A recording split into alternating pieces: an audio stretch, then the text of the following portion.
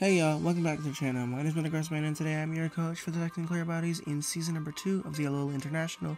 This, my friends, is our week number 2 Wi-Fi battle against Grounded Gliscor and his low island Nidoqueens. However, this is actually not a Wi-Fi battle, but it is built to be one because he and I actually could not coordinate because I am really bad about scheduling things. I kind of schedule around my schedule more than my opponent's schedule, so I never contacted him until he contacted me about when we're going to battle, and then I told him we would play on Friday or Saturday, and then I told him after he contacted me on Friday night or Friday midday, told him let's play at 7 p.m. Central European Standard Time, which is 2 p.m. No, 12 p.m. my time, but I had anticipated it to be 2 p.m. my time, so I undershot my timing a little bit because I can't convert correctly. So I ended up playing him at about 12:15, 12:20, about 12:30, right around that range. Today actually. So he and I played earlier today, but he and I were supposed to play on Wi-Fi. I was supposed to have my team gen by then, but my genner was ready to go by the time around 12:30. But since he was time constrained as far as when he was gonna upload his matches and things like that, we ultimately decided let's play on Pokemon Showdown, which by the way he does in fact upload. His channel should be linked in the description below. If it is not, Grounded, please comment it and desecrate my life because you've already done it once. But yeah, he uploads his Wi-Fi battles. He uploads his content, so his channel should be in the description below. Be sure to check him out and show him some love because he did absolutely phenomenal. But yeah, so I'm gonna stop rambling now. This is a Pokemon Showdown match instead of a Wi-Fi battle, but it is built to be a Wi-Fi battle, and I may or may not use the team as long as Eddie's willing to give it to me. Don't know if he will, but as long as Eddie's willing to give it to me, I may or may not use it in a future Wi-Fi battle on the channel. You guys might be wondering where my stuff is. Where is week 1? Why are you on week 2 right now? Where's week 1? Where is all this? Well, there's an update video going out earlier this week that I have yet to record. I'm recording this as if I'm about to record that, and week 1, so week 1 will be up by the time this goes up. But the update video explains where I've been, what's been going on, what's gonna happen next week, what's happening, where I'm going, what's happening, things like that. So keep an eye out for that update video. It won't be very long, but I've got to update you guys about where Alola International week 1 is, where PPC week 3 is, and why I'm behind on uploads again. So I'll have an update video for that going up on Monday. This will go up on Wednesday, but the basic reason is because of final exams, and I'll cover that in a little bit more detail in the update video. So if you have not seen that update video, I encourage you to check that out, and if you have not seen our team builder as well, I encourage you to check out that team builder as well, because that explains why we bought what we bought, and my thought process behind that. Unfortunately, I did forget to mention something in the team builder, so I will mention it before the match begins. So, with all that being said, and off my chest, let's go ahead and jump on into the match itself, which is, like I said, a Pokemon Showdown replay. Next week we should be back on Wi-Fi. No. Not for week 3. We'll be back for Showdown, or we'll be back to Wi-Fi for week 4, but I'll cover that in the update video as well. So yeah. Let's go ahead and jump on in. So looking at team preview, he bought his Gligar, he bought his Kieran Black, which is his Z-Captain, he bought his Heracross, he bought his Rio Nicholas, he bought his Licky, which I didn't prep for very well, and he bought his Arcanine. On our side, we have our Vaporeon, our Delphox, our Jolteon, our Mega Pinsir, which is in base form, because we have to play it with base form, so it doesn't come up Mega, Donphan, and our Mew. He decided to lead with his Kieran Black, I guess to put up as much pressure as he possibly could, and I decided to bring my Donphan up to lead for the easy rocks because I anticipated the Gligar to lead to trade rocks with me. So that's that. And Hammer's watching, but that's fine. So let's go ahead and jump on into this. Like I said, I lead with my Donphan. He leads with his Karen Black. And let me mention this before we start this, actually. On our Delphox, you see the Reuniclus in front of us. I considered when I was team building, and I forgot to mention this in the team builder, but I still encourage you to watch that to see the rest of our team and thought process there. I decided not to bring a Choice Scarf Delphox with Trick because I figured the 4 moves that we have on this Delphox I need for coverage for this entire team. And I should have bought a Choice Scarf Delphox. I think I should have bought a Choice Scarf Delphox, but I didn't bring a Choice Scarf Trick Delphox. I could have, and I probably should have, but that was one set that I was considering, but I didn't mention it in the team builder. But let's go ahead and jump on in. With him leading Karen Black, instead of his Gligar, I anticipated his lead for Gligar. He led Karen Black for as much pressure as possible, and I led for Donphan, predicting his Gligar lead to trade rocks. So let's jump on in. So like I said, I lead with my Donphan, and he leads with his Karen Black. I know that Terravolt negates Sturdy, and I don't know why. I don't know why I stayed in, but I'm going to stay in here, get my rocks up. I guess I anticipated him to over-predict here, but he didn't. So he's just going to fire off an Ice Beam, and I'm going to die as I get my rocks up. But one thing to mention with this battle, and the unfortunate thing with this battle, is that it's so freakishly long, dude. And I almost didn't want to post commentate this and just mention to you guys, you know, I lost however much it was. But it was a super long match, and I want you guys to tear me a new one. So I decided, because it's the right thing to do, I'm just gonna go ahead and postcom this. But this thing is at least 70 turns. That is a thing to keep in mind. This match is 70 turns. So if you don't want to watch, I'm okay with you guys pushing out to the end to find out how I did. But yeah, so the first kill will go to Kiram with his Ice Beam, and this match is 70 something turns. So I encourage you to either not watch the entire thing, watch the entire thing and die laughing at what I'm doing, or just go to the end with the result. So like I said, the Ice Beam's gonna come off. I'm gonna die as I click rocks. Here's his Ice Beam. I'm dead. I should have carried Yachi Berry. If I carried Yachi Berry, I would have lived. But Donphan dies. I go directly into Jolteon here, I believe. Yeah, no, I go into Mew to kill that thing with Flash Cannon. But he's gonna switch out into his Licky Licky, and I'm gonna fire off this Ice Beam because I anticipated the Gligar to switch in. So I fire off an Ice Beam. He gets frozen, which is hilarious. He gets frozen on 19% damage, but he gets frozen. That freeze ultimately doesn't matter too much. So I'm going to switch out into my Jolteon to put on pressure with Hidden Power Fighting. He's going to switch into Arcanine, predicting me. So I'm going to double out, fearing the Earthquake. I don't want to take an Earthquake, so I'm going to double out to Vaporeon, which is my answer to physical Arcanine. He's actually going to click Morning Sun, predicting me to attack him, double out to Licky Licky, which seems to be his answer to my entire team, or to my Vaporeon at least, and he's going to catch me on the Scald. So I'm going to Toxic here, because I figured the Arcanine will stay in. I can Toxic it, put it on a timer, but he predicted me to use either Scald or Toxic, and he switched into his Hotspot, which is good on his part. So he's still frozen, he's getting leftover recovery. He's going to switch into Reuniclus. I'm going to Scald the Reuniclus. I'm going to burn it. The burn ultimately doesn't matter because it is in fact Magic Guard, so that's fine. He's going to I'm going to fire up a Shadow Ball.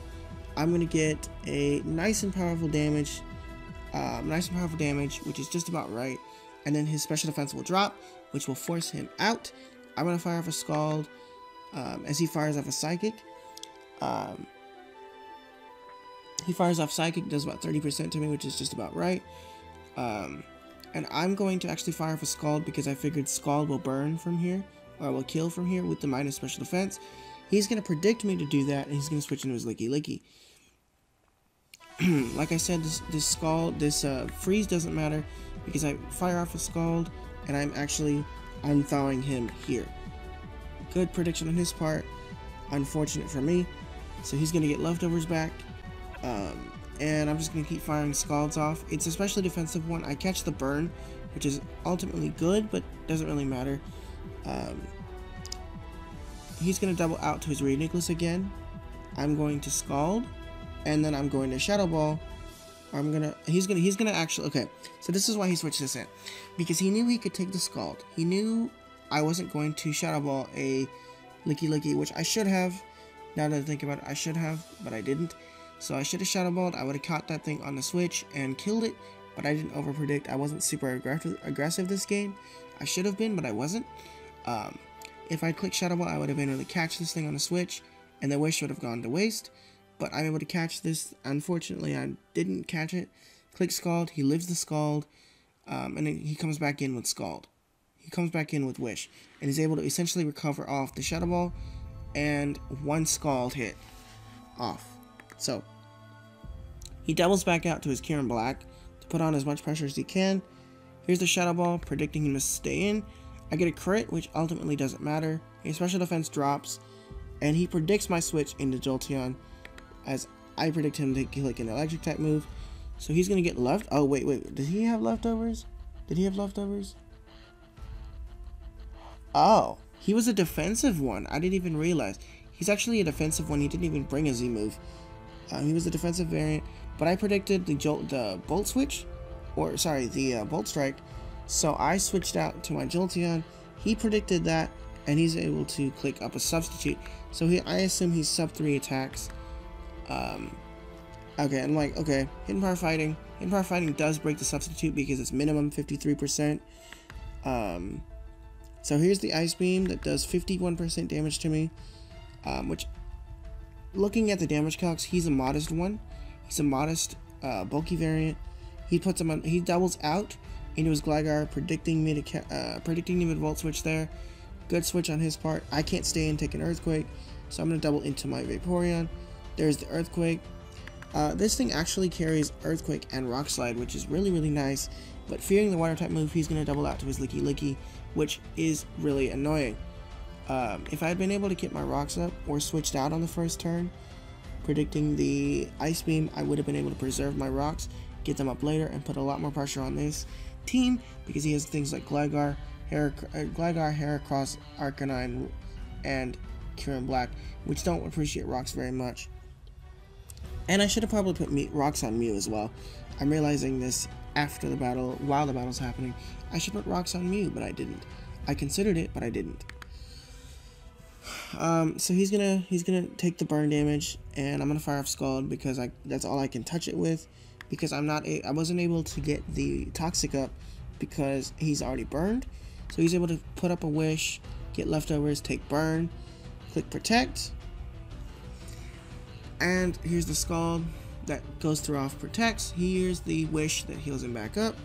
Here's leftovers, here's burn, and then here's more Scald damage. Got a nice damage off Scald. Here's more Wishing. Here's the burn damage. I'm going to double out to put on pressure to Jolteon with Hidden Power Fighting. Here's the Protect that fails. Here's the Protect that goes up as the Wish comes out. He takes the burn damage. Here's the Protect. Here's my Hidden Power Fighting. Hidden Power Fighting is fine. He gets leftovers. He takes toxic damage.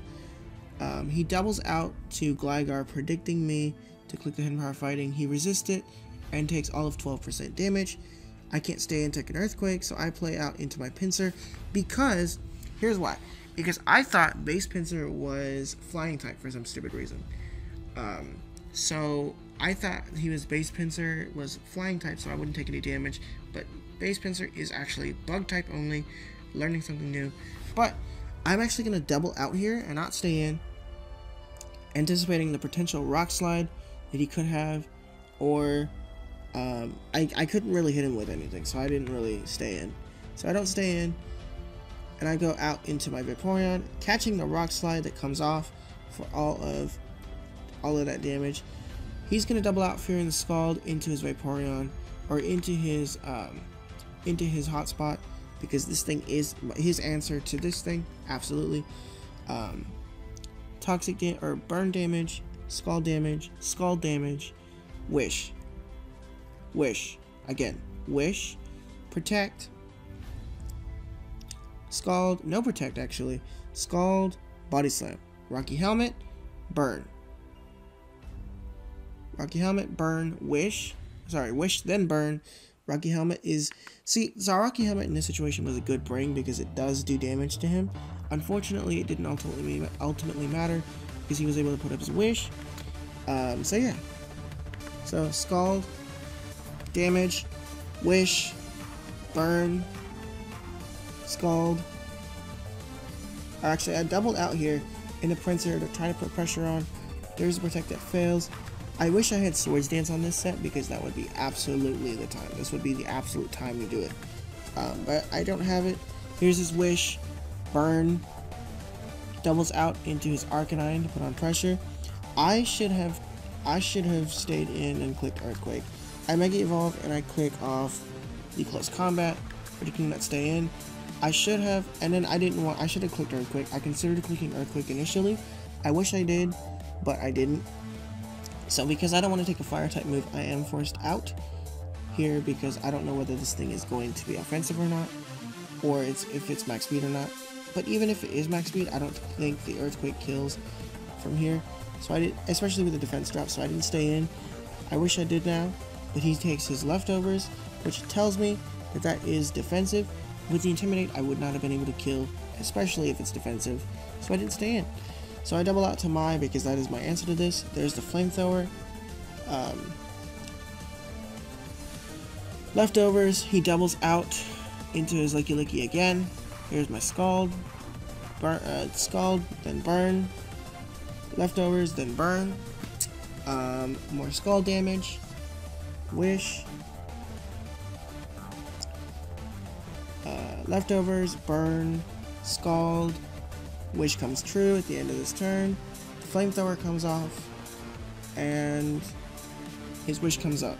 And I'm essentially forced to sack at this point, I believe. Or did I stay? No, I sacked. So, Scald, wish, leftovers recovery, burn damage. I decide to put on pressure. He catches me on that. Clicks Flamethrower, and I can't stay in anymore because no. So his wish comes up. He takes burn damage. I double back into Vaporeon. Here's the double out into his Arcanine, which right here, I wish I clicked Earthquake instead of switching out. I wish I clicked Earthquake. I would have been able to catch this thing. I had 2 chances to catch him on Earthquake, and I didn't catch him on either. But misfortunes are misfortunes. He's going to double out Fearing the Scald back into his Licky, and then he's going to catch the Scald, like I said. Burn damage. Leftovers and burn obviously are a thing. Scald damage, and then I am forced to sack at this point. He puts up a wish. He takes burn damage, and then I Scald again. Get damage off. Flamethrower kills Vaporeon on the next turn, which comes up. He gets leftovers recovery, Scald with the burn, wish again, because I'm really annoyed now that he's doing whatever he's doing. Scald is the Scald play. Scald's all I can hit him with. Flamethrower kills Vaporeon, which is ironic, and yet it happened. He gets his wish, and he's basically up to 98% again. Because yay! Jolteon, Hidden Power Fighting prediction. Into Gligar, predicting my electric type move, and because he resists, another 12 points of damage, 12% points of damage, doubles out Fearing the Earthquake into Mew. There's the Rock Slide, predicting my Pinsir. He missed, which is fine. Here's my Flash Cannon, or Ice Beam, predicting the Gligar to stay in. This Licky doesn't take any damage. Leftovers and burn, and then wish. I use my Z move because okay. By this point in time, this match was 4-2 in 46 turns, okay? 46 turns. I was absolutely annoyed because this man was playing for his preservations, which, like he mentions on the side of the screen earlier on, if you hadn't read it up here earlier, he mentioned that he was literally just making the best play possible and I understand that. I understand he was making the best play in the world. I don't like stall, that's why I was annoyed, but he was making the best plays possible. I underprep for Licky Licky, that's my fault. I'm not going to halt him for it, it's my fault. He has a really nice team as it is, so it's my fault that whatever happened happened. So he's just sitting here, Licky Licky's doing what it's doing. I used my Z move because I was annoyed, and it didn't matter at this point. So I used my Z move, Corkscrew Crash into this thing, which does resist and does absolutely no damage. So, Corkscrew Crash, Z move, does damage, Wish comes up, he's able to protect it off, takes the burn damage after leftovers recovery, he's able to protect it off so it doesn't matter. There's the Ice Beam, he's able to protect off the Corkscrew Crash damage, goes up to 95%, takes burn, after leftovers, Ice Beam, or Ice Beam because I don't really care what I click now, Body Slam, gets the paralysis of course. Now, this is where it gets annoying, another part of it getting annoying, because paralysis is the thing. Leftovers, he's now faster than me by the way. Wish, Ice Beam, fine. Wish Protect, he gets the recovery back.